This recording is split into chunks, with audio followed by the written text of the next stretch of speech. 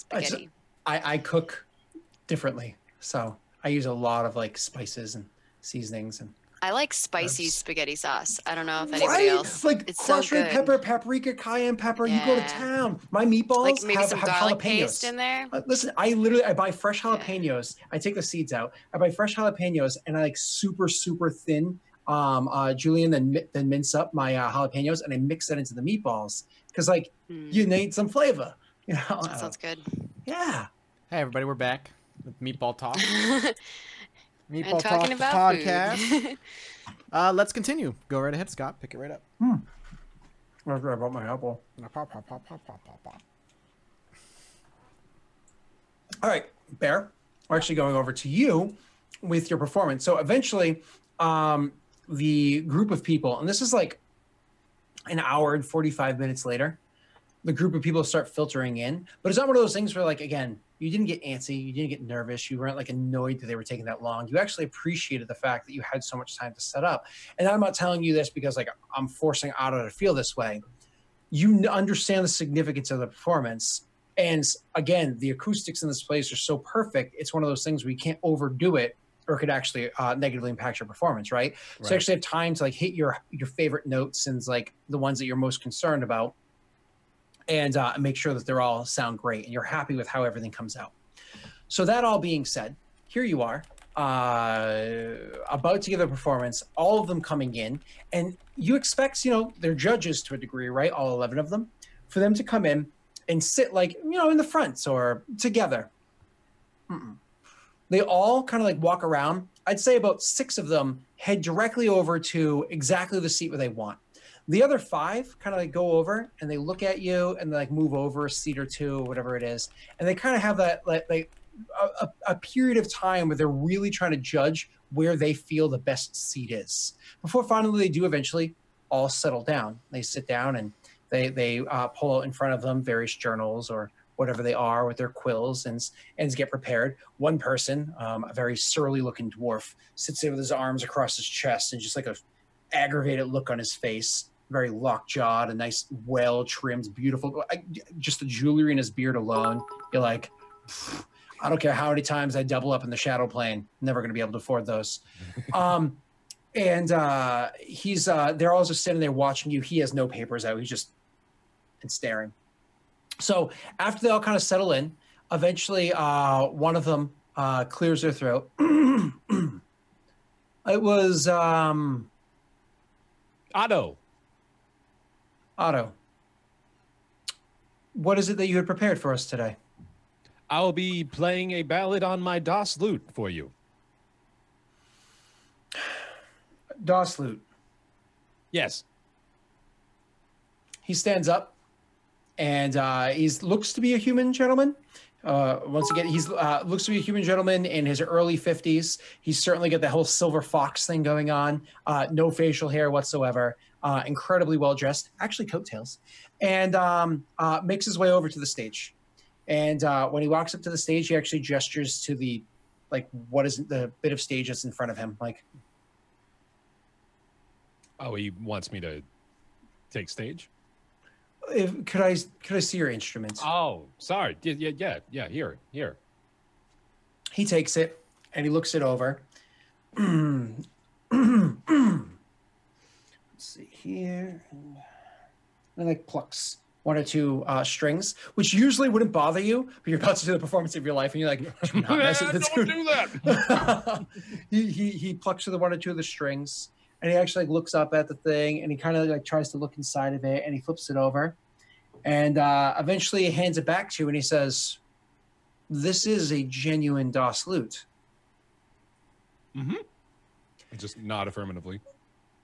I don't know your name. Did you practice in their college?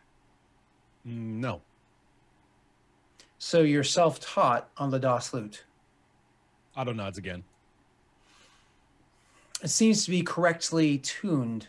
Who taught you to tune it that way, even if you taught to play it yourself? I just raise my hand and smile. You're self-taught in the art of tuning, handling, and theoretically even correctly playing a DOS lute. Otto yet again nods. I don't know if you understand the significance of what that is, but it is. I'm looking forward to this performance. Please, if you could begin whenever you're ready. We'll all be looking forward to. You said on your DOS lute. I'm sorry, I didn't get your answer. The song that you're playing, is it a famous one? Perhaps a little more colloquial? It's actually Self-written? a song of my own construction, yes. Really? Then could you do us a favor if it is in fact one that you wrote yourself? We don't want to hear the title. We don't want to hear the meaning. We'll come to those conclusions. Otto nods affirmatively.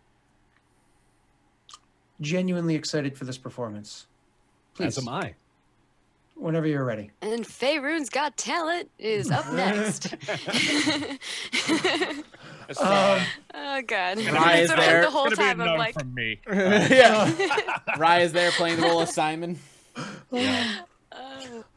All right. So, anyways, can we just talk about Darcy Lynn for a second now? I mean, I'm just saying. No. So, he makes his way back to his seat. He sits down, kind of like, straightens out the suit that he's wearing, the outfit that he's wearing, and picks up his quill and his paper, and kind of looks up at you, waiting for you to start. Which, for the record, whether if Otto starts while he's walking over, or if Otto starts an hour later, nobody says anything or does anything aside from the occasional clearing of his throat from that one guy. Mm-hmm. Oh my gosh, this is so good. They're like, everyone get your sending stones out to place your votes. So good. That was such a good line, Shiro. Thank you. I had to say it. Oh, it's so good. Otto acknowledges that, all eyes are on him at this point. So he actually kind of, in a bit of a show of bravado, he kind of takes a moment to, soak up the spotlight a bit, allow folks to take in the fact that, yes, indeed, this is a self-trained DOS lute player you're about to witness. He, again, plucks the same strings that the guy was just plucking just to make sure that those are in tune exactly the way he wants. And begins to play. And I think it goes without saying, I'm going to go ahead and roll this one with inspiration, Scott. Absolutely. But before you do so, you know your spell list, yes? Actually, I'm going to take a moment to tell everybody, hey, in case you use Roll20 for your own personal games at home, Roll20 had a big update, I think last night or the night beforehand, which may have screwed with your character sheets. Whereas the spell lists have gotten incredibly, have a huge improvement. Things that might be elsewhere in your character sheet may have disappeared. There are instructions to make sure you can pull that information back. I suggest before you panic and delete everything, happened to one of my PCs and one of my other games, Oh no. you read the instructions that Maggie found very quickly for us for this game, and follow those so you don't lose stuff on your own Roll20 games. This Yeah, is it's the end of pretty your easy. public service Basically, announcement. You just go to your sheet and then go to the settings on your sheet, and then in your sheet, in the sections that are missing or messed up or something like that, go to simple view instead of the compendium one. Okay. Otto, any spells or any magics or anythings like that you want to use out of what your character is capable of doing before you roll that one with your advantage? Oh, shoot. I didn't mean to do that. Do you have bless? Speaking of, Do I have what? Bless? Mm-mm. The ones that I've got that I assume would be effective are suggestion and No, don't do that. Yeah, don't do that. They will know. Guidance To the on elf. yourself, maybe? To the Guidance elf. might help. Oh, do you have guidance? I think that's cleric spell though. I don't have guidance. I've got Tasha's hideous laughter, haste, and I guess that probably doesn't do anything. so let me take this a step back from you. You're thinking of actual mechanical benefits like +1, +2. You're putting on a performance. Yeah, no, so I guess major image, I suppose, would help. Yeah, so. For like fucking lights Okay. and stuff? Yeah, I see. Oh Yeah. yes, Mhm. fucking like fireworks coming out and shit. That'd be Yeah. so cool. I didn't Do even it. thought Some about smoke rising from the ground, like fog. Otto For He's puts, gonna do a parts of the Skrillex song. style. I was like, Otto puts on a fucking Rolling Stones concert from start to Yes. finish. Just Yes. like all the accoutrement, like he's got the smoke rolling alongside the floor. He's got the spotlights flying around all over him. It's great. so That's so sick. Is that actually what Otto wants to do? Oh, yeah. Well, no. Okay, so let's Okay. let's make it. No. I'm fine with it. I just want to attune to the audience here. So we're going to start off the ballad rather slowly. This is the story of Thonk's legacy up to this point, and Otto tells this, not exactly knowing what has befallen Thonk, of course, but telling it with the same level of respect, regardless. And this is a custom tune that Otto has constructed. He begins it rather slowly, and as the ballad begins, you see, as mentioned, the fog begins to creep along the floor beneath his feet. There's this illusion that the audience can't seem to break through, but the wisps around him kind of collect, and as he gets into the core of the introduction, the wisps begin to kind of dance around him. So the smoke is kind of forming into different little shapes, and he's got this entire like row of little smoke dancers almost that are not quite taking form, but they're just sort of, taking shape and then kind of dissipating afterward. They're all just sort of making their own interesting little patterns and dances, and they're so captivating, but you can't help but still focus entirely on Otto and what he's doing up there and how he's playing his song. And that's how it begins. Before you roll, explain the rest of it for us, because I need to hear how it ends too. Sure. We build up from that into the middle, and we begin to tell the story of Dead Snows. We tell of Thonk's, his leadership taking us through there, and I begin to speak very highly of Thonk, and as I do this, the colors of the smoke begin to change, and it starts to form like this visage of him behind me, and it's like almost like a quilt that is being woven behind Otto, telling the story as he begins to, or like as he gets into the meat of the song. It's starting to like show this visual imagery of all these different accomplishments and adventures that the team went through with Thonk as their lead. And then finally, as we hit the crescendo, it all crashes out, and like the smoke completely clears, almost like not instantly, but it's like a very quick rush as it all clears away, and it's just Otto, and there's all of a sudden like a dim beam of light that has descended upon him, that like the imagery is so dark all around him all of a sudden, and he just closes it out with this soul felt belting of the finality of the battles and what took place and how it all went down there at Dead Snows, and how we left him coming here. And it's kind of just like a coming of age moment for Otto too, of like, this is what we've done, and this is how I've gotten here, and this is what it all means to me. And he showcases all of that right there on the biggest stage of his life, with one of the smallest audiences he's ever played for, funny enough. Mm-hmm. All right, wow, gorgeous, beautiful. We're all excited to see how this plays out. Chat has been exploding. Why don't you roll me? You said you're going to use inspiration. Yeah. Why don't you roll it for me with advantage? And remember, you also have luck rolls as well. Right. So Yeah. don't forget Just that. in case this collapses on me. Mm-hmm. Here we go. That'll do. It's a exceptionally Okay. good roll. That'll do. That is, Yeah. like, you rolled a natural 18. Don't forget, you could technically also, like Math is just saying, use your lucky feat, where you can roll an additional d20 and then still choose whichever one you want. Yeah. Just give you another chance. Might as well, right? Let's just roll an additional d20 here. Mm-hmm. Okay. All right, so that's not any higher. Nope, that's 24. So it's actually the lowest of your Good. rolls. Oh, shucks. Keep that Damn. 27. Mhm. Okay. Your rolls today have been like on it too. All right, let's put it- Got a 22 for your first one earlier. Mhm. The fact that you did the so there's two things at play here. One, I'm just going to describe out of game, the other in game. The fact that you did your major image as well, and it's like the way you describe the senior and everything, is obviously giving you a modifier that is like you're not aware of. So your number is actually slightly different from what it is that you're seeing there. But 27 at the very least is what you got. That's fucking incredible. You know what happened last time you were consistently rolling rolls like that, right? So you do your performance. How long is this whole thing? It goes for about 12 minutes. It's like an 12 epic. minutes. It's like an epic. It's like a freaking Damn. Queen song. Yeah. There you go. This is like Freebird or some shit right now. Thunderbolt of lightning, very, very frightening. Well, I mean, they made me wait for an hour and 45, so I feel like they gotta owe me a little bit of time now. Oh, beautiful. Definitely. Although I've heard a better performance from Otto, I'm just saying. No. So I think he rolled like a 35 at one point. It was crazy. Something like that, yeah. So you you finish your performance, and when you finish your performance, it's kind of like one of those, you stop and you kind of like catching your breath and everything because you put a lot of effort, a lot of work into this. It was a lot of double concentration. Not only were you playing your instrument and doing your performance that way, but you're literally concentrating on a spell simultaneously. Mhm. So you're doing this the whole while working really hard to make this happen.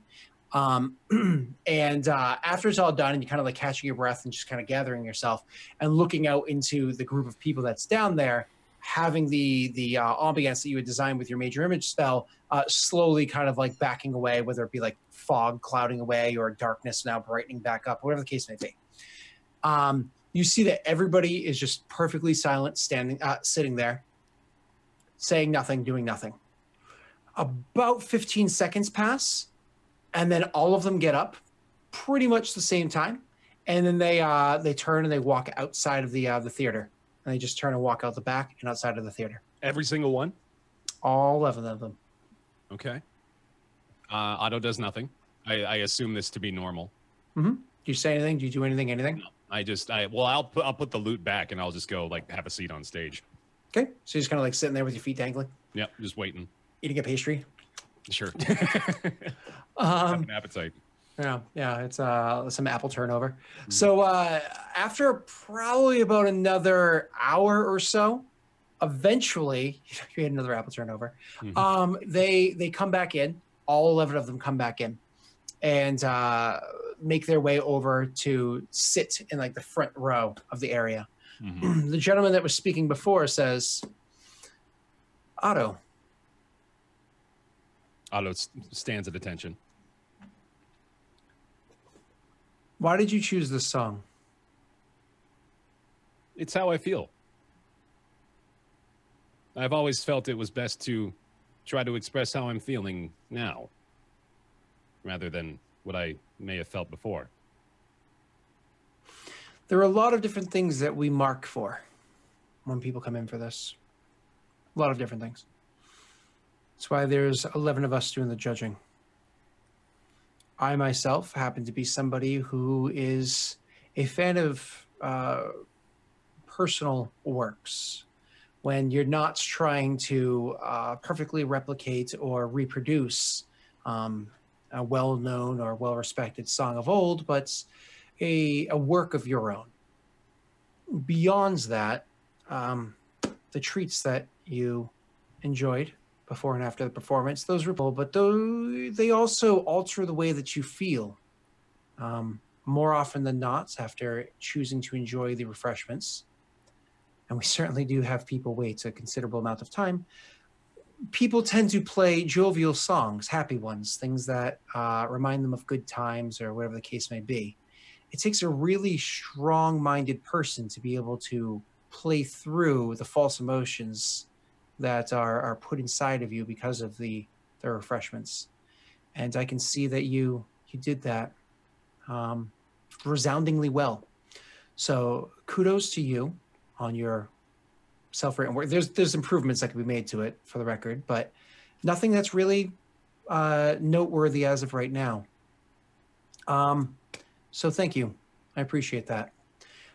When he sits down, actually the elven woman from before, she stands up and she gets up and goes around and onto the stage and actually goes over to where your lute is and grabs the thing and looks at it. You never retuned your lute or anything afterwards, did you? No. Okay. She fiddles with it probably for 10 minutes, not saying anything. Everybody else just kind of watching. And after she's done, she puts it back and walks back over, looks at you and just simply says, you could probably do that performance again right now without touching that lute, couldn't you? Yeah. I knew you had great fingers. And she goes over and sits down. Says nothing else. And And then it kind of goes down the line from there, where they're talking about all the different aspects of the song and the things that they appreciate about them. But strangely enough, the one that that doesn't even stand up, he's still sitting there with his arms across his chest with like very angry look, is the dwarf. There's always one of these. And he's like, I'm here for relevance, to see if this is relevant. And it is. This song that you told us about right here. This is very relevant, isn't it? Can't tell if you're like Scottish or Russian or Is he saying Irish? irrelevant or relevant? This is very important. Relevant and dwarven. Okay. Otto nods. I understand. I understand this reference. Explain it to the rest of them. At a game, what were you referring to? Your song, what's about? Oh, okay. Well, a friend of mine. He was our leader. He took us through thick and thin, as it were, and I've always kept documentation of our travels, and I felt it appropriate to, well, to be honest, I haven't seen him in some time, and I've been thinking about him quite a bit.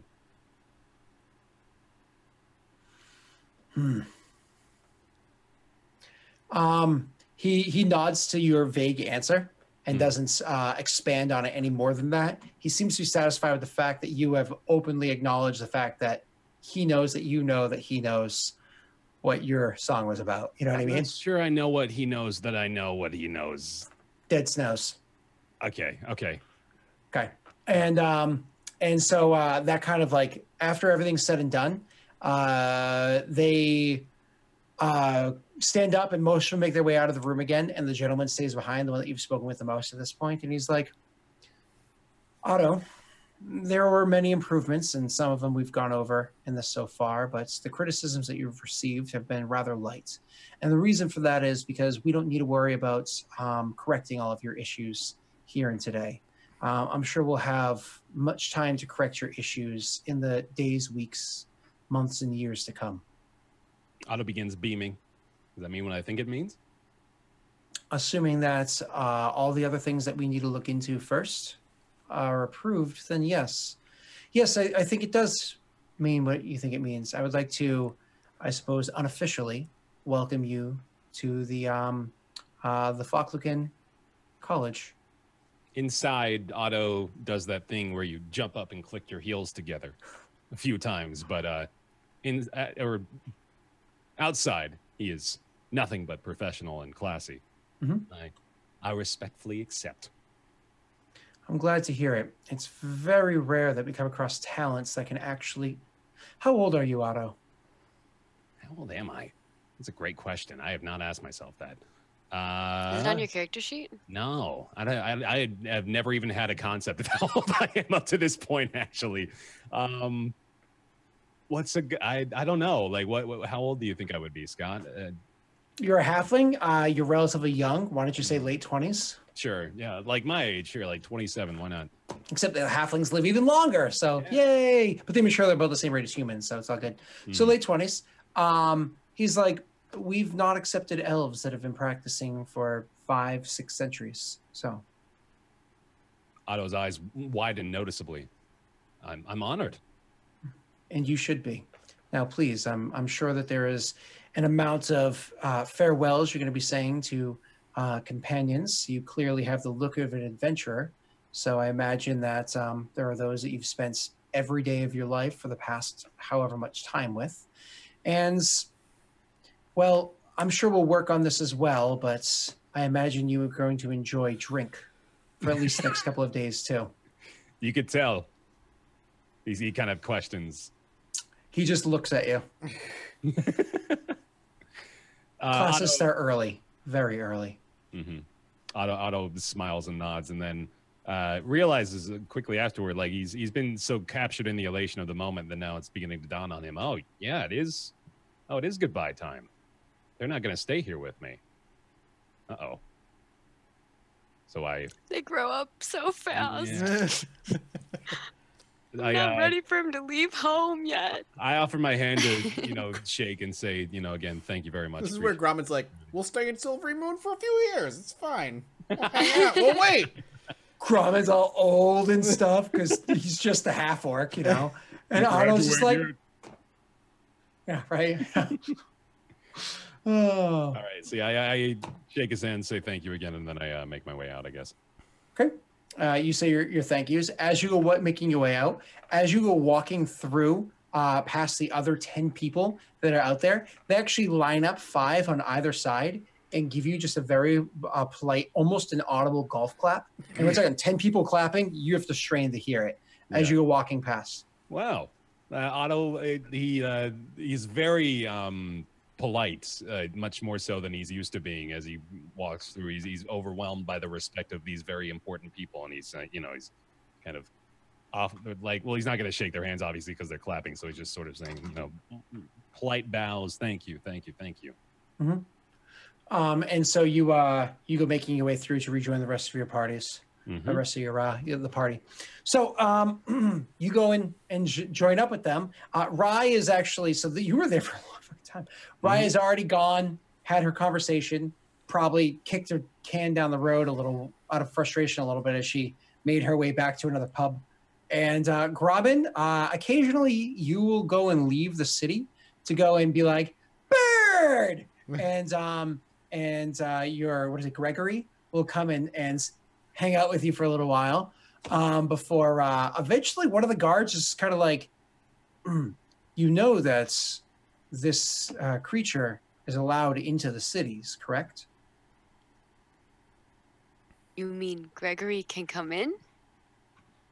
Yes, this is no ordinary eagle, he says, gesturing to the fact that it's ginormous. How many days have we been in this town?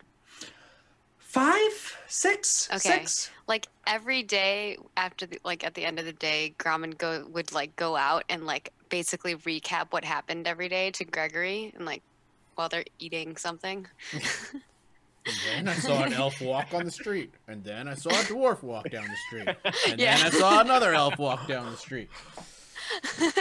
Whoa! A dwarf helped an elf cross the street. Oh, bad.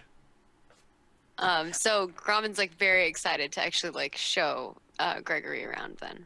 Mm-hmm. And so when Gregory starts going to make his way into the city, it's one of those things where a few of the citizens, you realize, Grommen's dumb. Hold on, let me look at Corrupt's character sheet. I have a -2.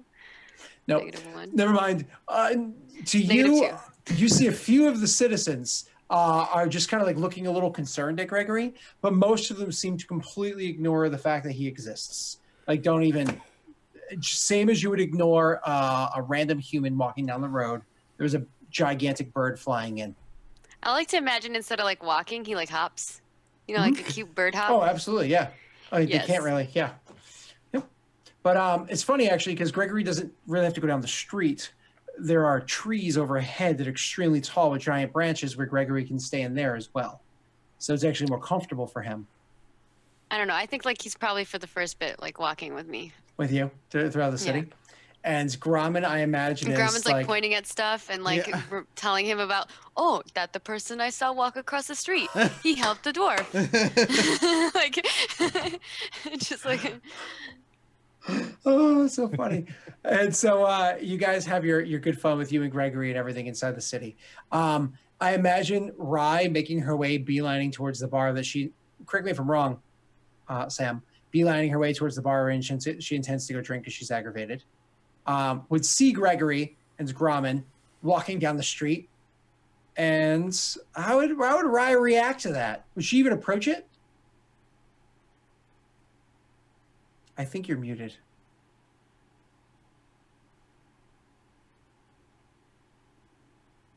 I want to play Jeopardy music. Hello? Hello? Yeah. Yep. Rye, she face palms and she looks up. She's like, "Is nothing sacred?" And just goes into the tavern. And then at some point in time, Yep. Gromit will join you. I imagine shortly after Otto, actually, because Gromit's so excited to be with Gregory that, he would spend so much time with Gregory before he gets to go in the tavern, confused why Gregory can't go in as well. Eventually realizes it's the size of the door. Oh, he can't get in because the door? Yeah. It's really big. Oh. Gromit's like, we need make you small sometime. I drink potion one time and it make me big. Not wrong. You still have two more of those, Maggie. Yeah, I know. But it's not the one that I want. I know. Still have them. That's gonna be for another time. No, I'm just kidding. Is there a potion place where I can maybe find a potion to make him smaller?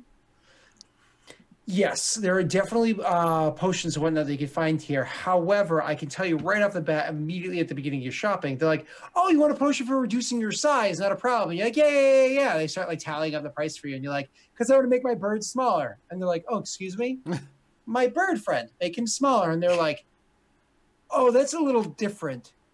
This is for people. He's a person." People. And I imagine Grom is a little bit confused. That doesn't mean it's not possible. It just means you're going to have to actually roll to see if you can find somebody that can craft such a spell. What should I roll? You're going to roll for me for an investigation check. Investigation. Oh, I'm like very not good at these things. Okay. We will try. Investigation. Wow. Yes. So good. That's incredible. That one. That's like you find a potion, but it's like gonna kill the bird. Oh. And ends. A nat one. This is how the bird flu started.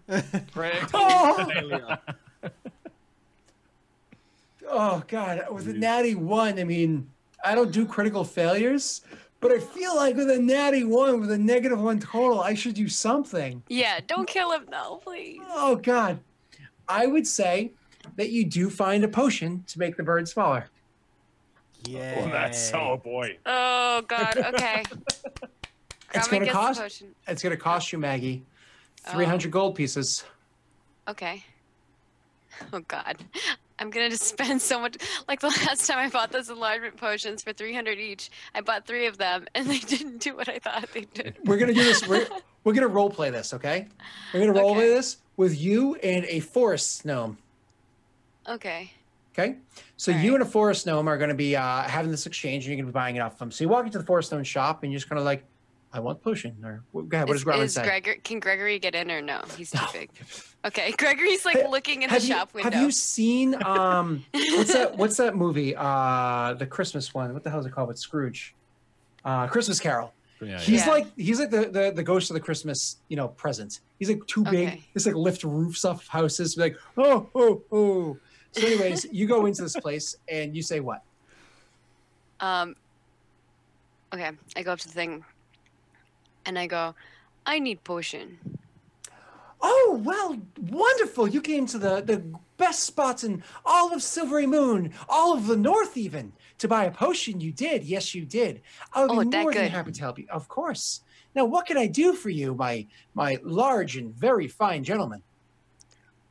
You see my friend out there, and like Gregory's like just his head is in the window. He goes over. He goes over, walks up to the window, actually goes back away from the window, grabs like a step stool, puts it in front of it, steps up a couple steps and looks out and looks left and looks to the right. And he's like, "Do you mean that orc gentleman down there?" No, the bird. Oh, and it's like right in his face. You mean him? Yeah, him. I do see your friend, and a fine friend he is. His name is Gregory. Well, Gregory is the greatest avian I ever saw. Yep. Do you want to ride him? I most certainly don't. Nope. But he's beautiful. Very fun. I love him.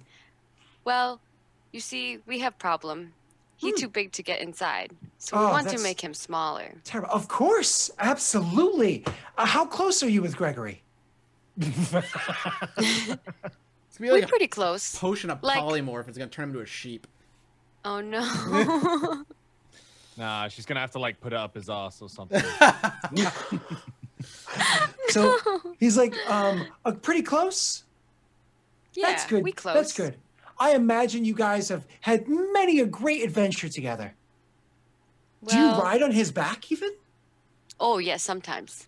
And you know what? It's one of those things where I think that all close relationships are wonderful. Relationships need to be reciprocating, of course. But yes, that's a wonderful thing. And Gregory's a fine beast. That is one hell of a beak. One hell of a beak it is. Oh, you All should right. see when he eat things. It look crazy. I'm sure it's beautiful. I'm more into moles. I'm more of a mole person. Beavers Moles. and Are those badgers. Are those like rat things? Yes. Gromit takes out like Yes. in his pouch. He takes out and he's like searching, and then he like takes out a little wooden like rat and like hands it to him. Well, that's a rodent. And it's a fine rodent at that. May I keep it? Oh yes, I give to you. It is gift. You are a really kind man. I'm asking for your name. Oh, you want my name? Yeah. I am Gromit. Robin, I am Sniffle Fubble Bubble Bubble. Sniffle bubble. You could just bubble. call me Bubble. Oh, I like that bubble. I think my parents said my personality was going to be like. I hate gnomes. Ha ha ha ha ha ha ha. So, Does Grumman stay out loud? Yeah, he does. so you want a potion to make him smaller. Yes. I Smaller, would- like my friend Otto. Of course, definitely. Otto is, of course, smaller like Otto. Sounds great. So why don't we go and get a potion to make him smaller like Otto? And he goes over and walks over and puts like the little figurine onto the counter and starts like going underneath. And he finally pulls out a potion. He looks at it. He's like,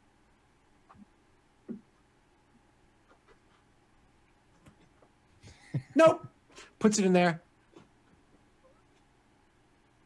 Ooh. Oh. Oh, tastes like dead mice. Oh, sorry. You know, like to I think I know what. what that tastes like. It no good. Oh.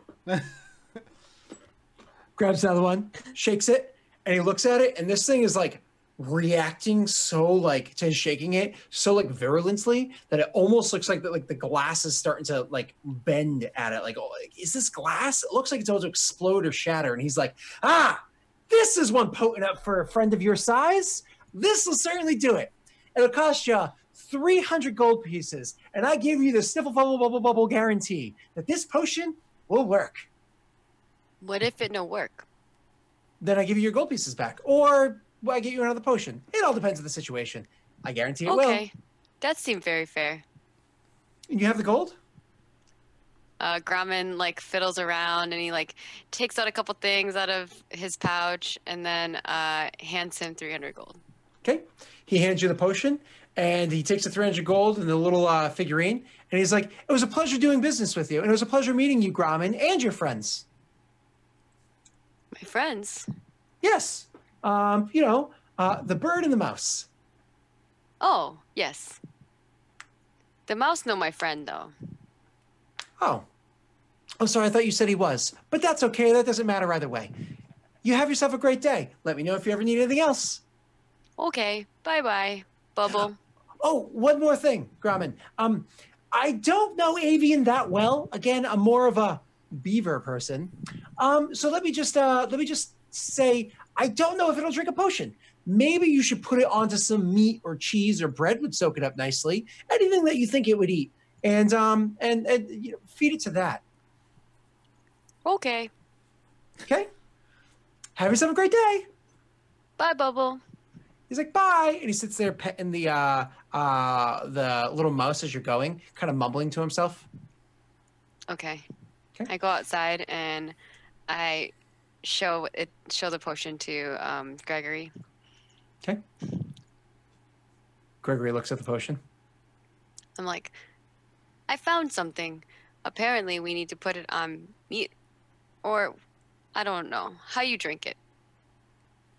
It's kind of looking at the thing.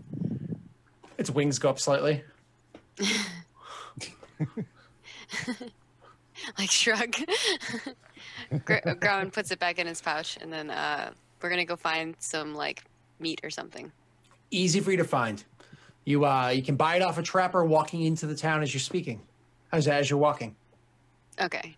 It's a nice fresh slab of meat. What do you want to get him? Rabbit, deer. What do you want to feed your bird for his last meal? No. Something like, well, I guess like I know he likes like elk and stuff, so I don't know. Go buy him like a big slab of meat. Yeah. Slab of like elk steak. Yeah. Okay. Yeah, like a giant elk steak or something. Okay. So you go and you get that and you put the thing on it and you feed it to the bird. And do you want to do this like in the town, outside the town? How do you want to do this, Maggie? I'm asking for no reason whatsoever. We do it right there. So I get the meat. I like pour the potion all over it, and then I hand it to Gregory. It kind of like sizzles and pops as it like soaks into the meat, and then it grabs the thing and it just kind of like looks at you questioningly to make sure like it goes to it, like looks at you questioningly. And I'm like, he said you would have to eat it. And then it goes, and then it grabs like the big slab and it like grabs it with its beak and kind of like flips it up in the air a little bit, and then and like birds don't really chew, so it kind of like swallows this huge slab of meat whole. Gromit would at least have to take a few bites of that. Christ. But it swallows this huge slab of meat whole, and then it just kind of sits there, looking at you. You're looking at him, looking at you. You're looking I wonder at him, how long it take. looking at you. You're looking at him, and then all of a sudden you start to hear like a sizzling sounds and like a popping sounds. And the sizzling and popping, and you can actually see the bird itself starting to turn pink. Like actually, like its feathers are turning pink. Are they turning into bubbles? Oh my God, the bird is turning into a giant bird form of bubbles. The entire thing is bubbles. I'm not even joking. It's like you've had a bubble bath. You put too much soap in there because why wouldn't you? And the thing is formed of bubbles, and they're so dense and they're so deep and rich pink that it is literally the shape of a bird comprised of bubbles. What the hell does Gromit do? You so pretty. I don't think it work. So Gromit's just sitting there like, Yeah. As he's sitting there worried, eventually like, the beak just kind of like droops and slops off directly at Gromit's feet, and as it hits the ground, it kind of like splatters a little bit, and you get some of the pink bubble on you. So you're like, oh no, I got bubble on my legs. And the whole bird seems to be like starting to lose its form and break down around you. Oh no. Gromit like starts trying to pick up the pieces. I don't know. This is horrible. Yeah, it's not very. It's kind of gross. So you, as you're checking that, as you're searching around and trying to find, my apologies, as you're searching around and trying to find the, grab up the pieces as they're slopping onto the ground, a bit of the wing and a bit of the tail, and the whole thing's kind of like flopping into itself and everything. You're trying to like make your way through. Eventually, you're just kind of like actually moving through the mass of his body, which is all bubbles, and it's just kind of like swafting to the side, just as it would be if you were hitting actual bubbles. Maggie, can you make me a perception check, please? Okay.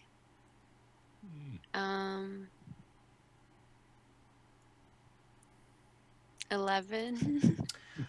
It takes you probably a minute and a half, 2 minutes, but then eventually you find something moving inside the bubbles. You find the bubbles moving. And when you make your way over and you move enough bubbles out of the way, you see covered in bubbles is Gregory. But he's like the size of an average-sized bald eagle.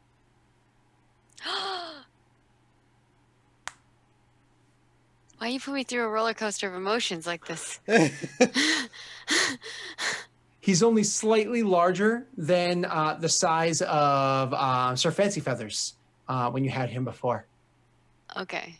So he's like 4 feet or something, or 3 feet? About the size of like a cat stood up or something like that. Oh, yeah, that's 'cause little. like, Okay. well, a cat's a decent sized cat because eagles are tall but not like ginormous, not like a vulture. Yeah. You know what I mean? Okay. They're only like what, 14 pounds or so, and maybe a little less, 12 Grumman pounds was or like so. distraught at first, and he's like, "No!" And he's like trying to grab all the pieces, and then he finds them, and he's like, "You're alive, Gregory!" And then he like hugs him. Okay. To be clear, once you like give him hugs and kind of wipe him off a bit, he's his normal coloration and everything. All the pink bubbles have gone off him, and there he is. Gregory's right there. You give him a hug. Oh God, Maggie, can you make me a strength save? No, I'm not gonna hurt him. Just like a hug. Okay. He's a little bird. He's Ooh, not I hit Nana. Dex instead. Sorry. You're fine. Okay, you give him a hug. You realize that he's much smaller than he was before. You realize he's got a much more frail frame than somebody like, say, an Otto. And so you give him a nice big hug, but nothing that's going to like squish him. He doesn't seem to be liking this experience. He actually seems very, very unhappy with this experience. He's doing one of those, like he's got his claws and he puts them down. And he's like, You small now, Gregory. You can go inside. he does not seem happy. He's like, gives off like a, Grumman like scratches his head. like nipping at your hand as you go to scratch him in the head. Does not seem Okay. happy. Okay. Do you just kind of like, do you just go to like try to soothe him down a little bit? Yeah. Roll I me a need to do some persuasion check. Persuasion. But you get Oh, advantage. no. He's your friend. You get advantage. Okay.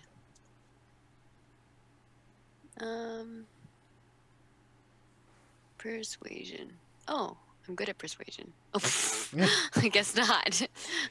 He's willing to go with you wherever it is that you're going. He is not very happy. And if he's like, say, riding your shoulder or something, he will occasionally nip at your ear. Like he'll just like walk by and he'll see like a halfling walk past you guys who's clearly taller than him. And like, Ow. Stop doing that. I don't like that. if you complain about it, sometimes his claws will dig in a little harder. Okay. Nothing to do damage, but he's not happy. With that, poor Gregory, we're going to go to break and come back with the party sitting inside well, most of the party sitting inside the tavern together. All right, sounds good. We'll be back in a couple minutes, guys. Grab a drink, whatever you need. Don't go anywhere. I need air. It's